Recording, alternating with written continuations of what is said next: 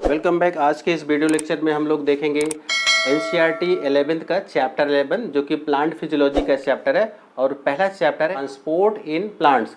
इसमें सबसे पहले ऑस्मोसिस को देखेंगे।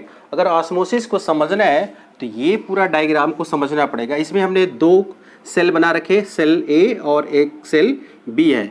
अब दोनों के बीच का यहाँ पे सेपरेशन हो रहा है एसपीएम के द्वारा, सेमी परमेबल मेम्ब्रेन।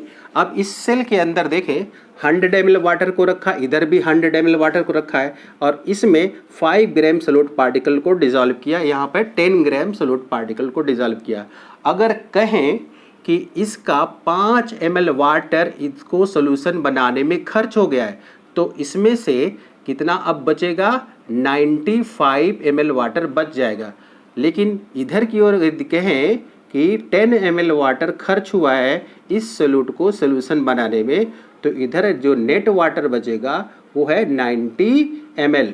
अब यहाँ पर इधर की ओर वाटर ज़्यादा समझेंगे, इधर की ओर कम समझेंगे। आपको इस वाटर को अब नहीं देखना, बचे हुए वाटर को देखना है। अब यहाँ पर इसको अब देखते हैं कि इसका ओपी कैसे होगा। ओपी देखने के लिए इसको देखना पड़ेगा, यानी सोल्यूट पार्टिकल को। जिधर कम सोल्यूट पार्टिकल होगा उसका ओपी कम होगा। यहाँ पे 5 ग्राम है तो इधर लो है। इसके कंपैरिजन देखें 10 यहाँ पर है तो यहाँ पर हाई ओपी की ओर होगा। और एक बात ये ध्यान रखना है, वाटर को मूवमेंट लो ओपी से हाई ओपी की ओर होगा। देखिए वाटर मूवमेंट यहाँ पर कैसे है, लो टू हाई, यानी कि ए से बी सेल की ओर जाएगा। इस तरह से यहाँ पर वाटर का मूवमेंट होगा। अब ऑस्मोसिस में क्या होता है, it is a type of diffusion in which water molecule diffuses. ये एक प्रकार का डिफ्यूजन है जिसमें वाटर मॉलिक्यूल डिफ्यूज होगा, लेकिन कंडीशन क्या है, इसमें एसपीएम होगा, जबकि डिफ्यूजन में एसपीएम नहीं होगा।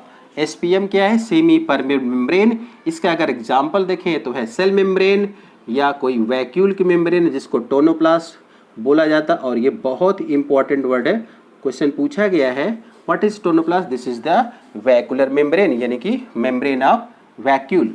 अब यहाँ पे जो वाटर का मूवमेंट, इसको दो तरह से समझा जा सकता है। This movement of water can be understood by two ways. दो तरीके से समझने के लिए यहाँ पर पहला ये वाटर वाला कॉन्सेप्ट देखना है, इधर ज़्यादा है वाटर, इधर कम है।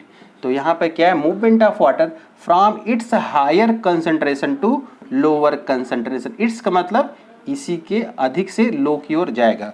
अब दूसरा डेफिनेशन अगर देखना है तो इस ओपी को बेस मानकर चलना पड़ेगा। Movement of water from low OP to high OP. यहाँ पे लो ओपी है, इधर हाई ओपी, तो इधर से इधर की ओर जाएगा water. That is water moves from A to B side, यानी कि इस साइड से इधर की ओर जाएगा।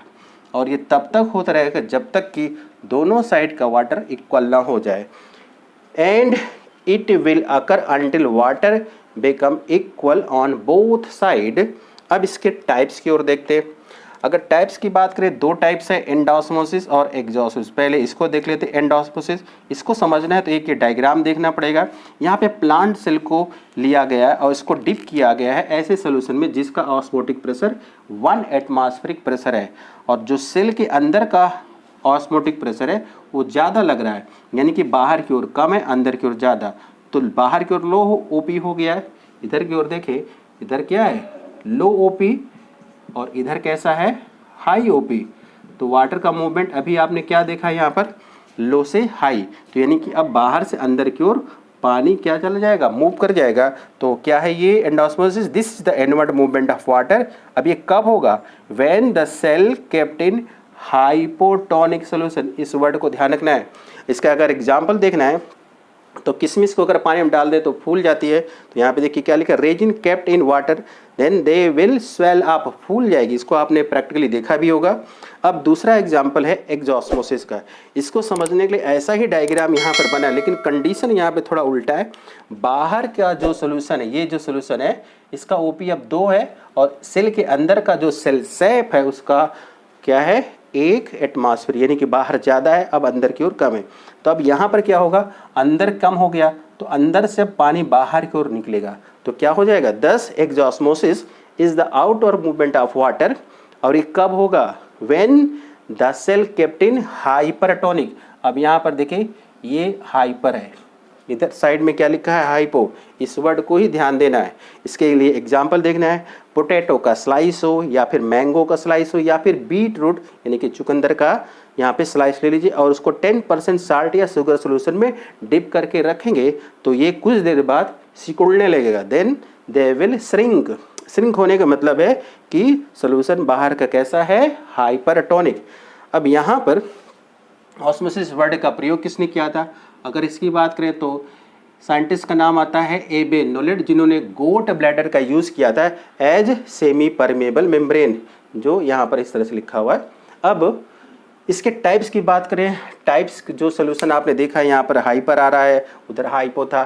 3 तरह का सोल्यूशन यहाँ पे प्लांट फिजियोलॉजी में देखने को मिलते हैं। पहला आइसोटोनिक है, आइसो मीन्स सेम होगा, तो सेल सैप का और सोल्यूशन का क्या है, same to same. Then this solution will be isotonic.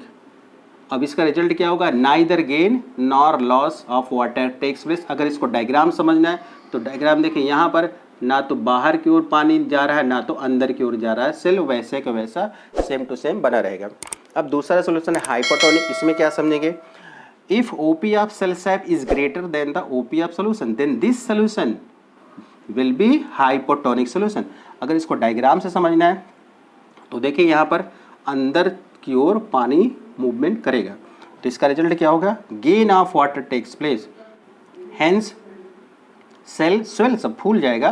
तो यहाँ पे देखिए ये सेल बाहर की ओर फूला हुआ दिख रहा है। सेल का मतलब ये कि सेल वाल नहीं फूलेगा, उसका कारण क्या है, सेल वाल तो रिजिड होगा वो नहीं फूलेगा, जबकि अंदर की ओर जो यहाँ पे प्रोटोप्लास्ट वेल सेल करेगा।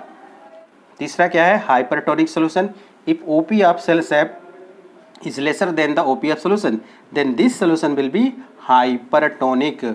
अब इसमें कंडीशन क्या होगा, रिजल्ट क्या है, लॉस होगा वाटर का, सेल से पानी निकल जाएगा। यहाँ पर डायग्राम में देखें, इधर से लगता है पानी बाहर की ओर चला गया है, तो जब पानी बाहर की ओर चलेगा तो फिर क्या हो जाएगा, सेल श्रिंक कर जाएगा। तो यहाँ पर इस तरह के 3 कंडीशन आपने